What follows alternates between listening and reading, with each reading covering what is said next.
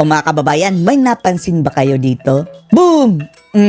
Eto na marahil mga kababayan, ang napakalakas na katibayan kung gaano kabayas ang mainstream media dito sa ating bansa na hindi nila binabalita ang mga mabubuting ginagawa ni VP Inday Sara na habang si PBBM mga kababayan ay napapakamot ulo pa habang nagsasabing ano nang gagawin natin. Dahil ito si PBBM kung kailan bumagyo saka palang nag-meeting. Pero habang litong-lito pa si BBM mga kababayan kung anong gagawin niya, ay tumikilos na po si VP Sara Duterte mga kababayan. Andun na sa lugar ng mga nasalanta. At syempre, hindi yan ipapakita sa ating local media. Mabuti na lang mga kababayan, nandito ang Al Jazeera. Pero hindi rin ito binalita ng Al Jazeera ha. Nahagip lang sa kanilang kamera mga kababayan ang ginawa ng OVP sa ilalim ni VP Sara Duterte. Panoorin po natin ha. Kasagsagan ito ng bagyo ha. Yung sunod-sunod na bagyo mga kababayan sa Kabikulan. Anong gagawin? Tingnan nyo itsura ni BBM mga kababayan lost. Litong-lito kung anong gagawin. Napangiwi pa mga kababayan. Yan lang ang kanyang nagawa. Anong gagawin natin? Ano na nagawin natin? Habang nagkakamot-kamot pa si BBM sa kanyang itchines na dandruff mga kababayan, ay eto na ang nangyayari sa mga nabagyuhan. Grabe.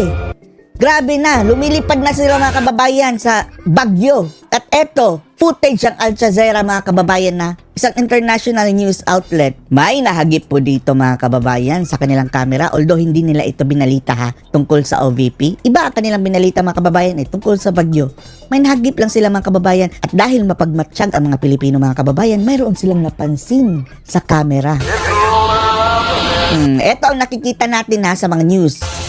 Pero, ang nakikita ng mga tao, mga kababayan, familiar ba sa inyo yung truck na iyan, mga kababayan? Truck po iyan ng OVP, Office of the Vice President ni VP Sara Duterte. Nandyan na mga kababayan, nakaposisyon na. Bago pa man tumama ang bagyo, dahil nung panahon na ng bagyo, marami nang nailikas mga kababayan, nandyan na sa mga lugar na apektado. Habang si BBM mga kababayan ay hindi pa alam ang gagawin. Nagmi-meeting pa nga sila mga kababayan, di ba? Dahil ang sabi nila, mayroon daw silang, sabi ng DSWD ni Gatchalian, mayroon daw silang all-in-one pack, food pack daw mga kababayan na mariready na daw by next month. Next month! Ngayon na, kailangan kumain! Smiyo! Andun po yan mga kababayan, recorded po yung sinabi ni Gatchalian. OVP, andun na. She's always ahead of the game. Ahead of the game mga kababayan. Wala pang bagyo, na preposition na po doon sa mga apektadong lugar ang kanyang tulong. Ganyan dapat mag-isip BBM. Advance mag-isip ba? Ang mga taong ito mga kababayan silang ngag-ngag. Ilang ulit na nilang ginawa yan na kung kailan bumagyo saka palang nag-meeting. And what's truly admirable is that she doesn't rely on media fanfare. Hindi siya nagre-rely sa media fanfare. Pero kagaya nito, Leni Robredo, BBM, Tambaloslos. Nakita niyo si Tambaloslos mga kababayan na gutom na yung tao. Pinag-antay pa nila mga kababayan. Nilikom pa sa isang gym. Tapos pinag-antay ng ilang oras dahil bago binigay ang ayuda, nagbuladas pa. Gutom na nga ang tao, lalo pang ginutom. Dahil bago ibigay yung mga food packs mga kababayan, dapat makinig pa sa kanyang mga seremonya. Miyo, Tambaloslos. Or self-promotion like other politicians. Eto mga kababayan, bago ibigay, dapat na talaga magsalita muna. Diretso mo na lang yung bigay. Kawawa naman ang tao pag antayin mo pa. Tapos grabing camera mga kababayan, mas marami pa siguro kaysa sa mga pagbibigyan. She works silently, letting her actions Habang si VP Sara Duterte mga kababayan, works silently. talking. Instead of talking. While the president was still making plans. Etong picture na ito mga kababayan, kahit walang audio, naririnig natin ang sabi ni BBM. Ano nang gagawin natin? Iconic picture po ito mga kababayan. Sa present leader ng ating bansa. Sarah had already stepped in and helped multiple Habang si BBM, mga kababayan, ano nang gagawin natin? Ang Office of the Vice President, mga kababayan, andun na sa Bicol, sa Albay, sa Batangas, sa Isabela, Sorsogon, NCR. To think, mga kababayan, na limitado pa ang kanyang budget, ha? At pasalamat po tayo, mga kababayan, sa mga nagdo-donate doon sa OVP para sa tulong. Dahil hindi na tayo aasa, mga kababayan, tinapyasan nila ng budget si Sara, mga kababayan. 70% tinanggal sa kanya. Paano pa ito? Paano pa makakatulong si Sara? Pero wag mag-alala, mga kababayan, marami pong magdo-donate doon sa OVP. cities on the same day. That's real leadership for the entire country. Yan ang tunay na leadership, mga kababayan. Hindi yung, ano lang gagawin natin?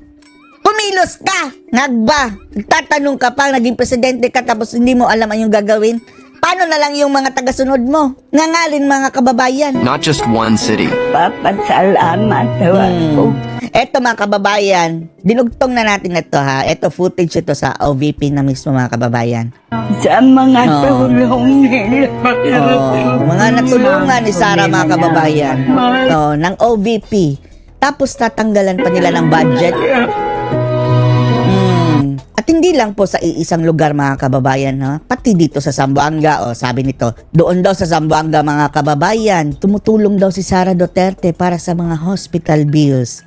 At tayo po mismo, mga kababayan, naka-experience niyan dahil isa sa ating family member ang na-admit sa private pa na hospital, ha? Tapos sa billing, mga kababayan, sabi, "Sir, hihingi ka ng tulong sa sa OVP?" Ako, aba, tayo ang inaalok, mga kababayan, pero tinanggihan po natin dahil mayroon naman tayong pambayad.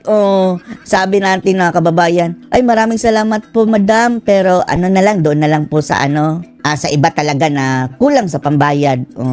Yan lang po din ang ating tulong, mga kababayan, ha. Kapag mayroon naman tayong extra, tapos may mga donasyon dyan, bigyan na lang natin sa iba. Yung talagang nangangailangan. Private hospital po yan, mga kababayan, ha. Diyan dapat napupunta ang tulong, hindi yung mga ayuda-ayuda na kung sino-sino na lang na hindi naman kailangan. Ang gusto ni Sara, hindi ayuda, kundi assistance. Magkaiba po yung ayuda, mga kababayan, kaysa sa assistance. Yung ayuda, kahit hindi mo hinihingi, bibigyan ka ng ayuda. Pero kung yung assistance, particular na, mga kababayan, hospital assistance, burial assistance, yung mga nasunugan, yan ang gusto ni Sarang tulungan. Isa pang testimonya, mga kababayan, laking tulong ng OVP sa amin, nakalibre kami ng gamot sa anti-rabies ng kanya daw anak. Tapos burial assistance, 10,000 din, mga kababayan. Yan ang gusto nilang tanggalin kay VP Sara Duterte, which is si VP Sara, ha, may karapatan pa yan, mga kababayan, kaysa kay Tamba dahil she is under the executive department. Yung nagpapatupad talaga ng batas. Sila po nang i-execute na yan, mga kababayan, kahalili ng presidente. Hindi ang Speaker of the House ang kahalili ng presidente.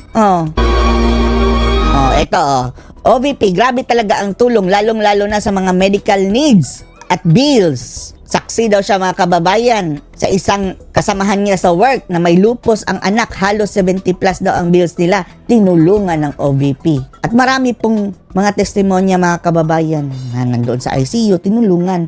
Dyan dapat ang tulong, mga kababayan, di ba? To think na limitado pa ang budget ng OVP. Lalong-lalo na ngayon, ginigipit pa nila, mga kababayan, tinapyasan. Dahil insecure si Tambaluslos, Unlimited money si Tambaluslos, mga kababayan, tapos ang mga tao, wala pa rin tiwala sa kanya. At hindi lang po iyan, mga kababayan, ha. Dahil napakarami pong iba. Eto, mga kababayan, ang assistance si Sara sa mga nasalanta. Sikreto lang po, mga kababayan.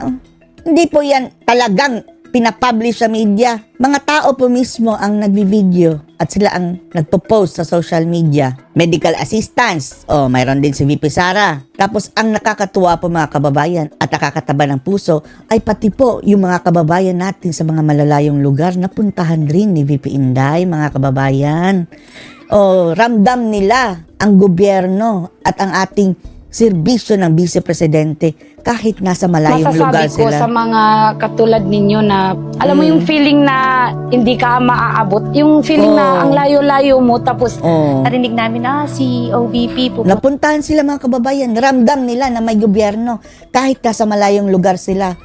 Si Bangag, kahit niya yung mga kapitbahay niya dyan sa Malacanang, mga kababayan. Yung squatter area yan eh. Hindi nila ramdam na may presidente dahil laging nagpa-party samantalang sila dyan katabi lang na Malacanang. Halos walang makain sa hirap. Oh, bansot ang mga anak. Tapos nakikita nila Malacanang, laging nagpa-party. Boom, boom, boom, boom. Laging disco, mga kababayan. Nagpa-fireworks palagi.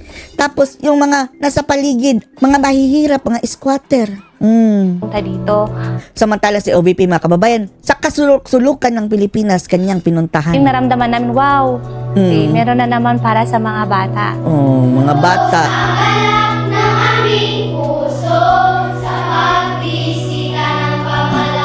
Pangulo.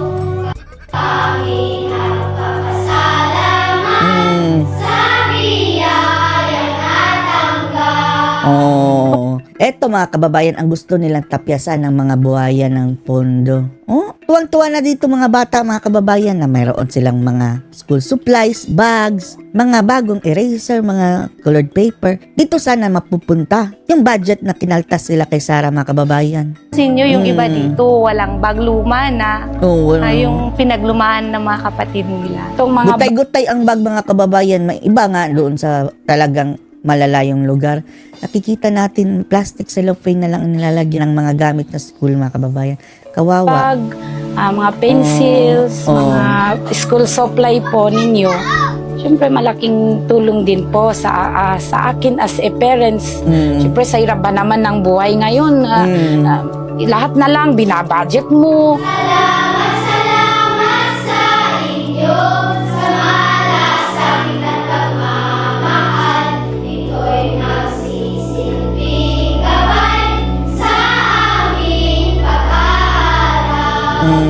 Vice President pa lang nito si VP Sara Duterte, mga kababayan, ha? Paano na lang kung magiging presidente siya, mga kababayan? Mas maraming Pilipino ang kanyang matutulungan. Kung pwede nga, ha? Kung pwede lang, mga kababayan, pag-upo ni VP Sara Duterte, baguhin na yan sa ligang batas, unlimited na. Sana, mga kababayan, si Sara. Uunlad tayo, mga kababayan, promise. Diyan kayo magcha-charter chase, ha? Pag maupo na si Sara. Sasabihin naman nila, diktador. Bahala na. Hindi naman siya diktador talaga eh. Kagaya ng Singapore, yung kanilang leader na magaling, hindi naman yung diktador, pero siya ang pinahawak, mga kababayan. Dahil 6 years lang eh. After 6 years, mga kababayan, papalitan na naman ng ngagnag. Mio. Si Sara na habang buhay sana. Nakagusto ko doon is yung kapote. Kasi minsan, hindi mo Pati talaga raincoat, na umuulan. May raincoat, mga maaraw sa kababayan. umaga. Pero, pagdating ng hapon, uulan na. So, makikita Tuwang-tuwa yung ang mga mga bata, bata, no? hindi sila makaalis. Minsan pa nga nagagabihan. Nagpapasalamat ako at saka sa effort ninyo na sana hindi kayo magsawa na puntahan kami para naman at least maramdaman ba namin na may mga tao palang katulad yung tumutulong. Pero pasensya na po dahil kinaltasan po ng budget si Sara. Marami pong kababayan natin ang hindi na po matutulungan dahil wala na pong budget. Sana po mga kababayan mayroong mag-donate, no? Mga private. Sana hindi rin magiging issue kay Sara yan na mayroong mag-donate, mga kababayan, kay Sara para itulong dito sa ating mga mamamayan. Anong masasabi nyo dito, mga kababayan? Post your comments below.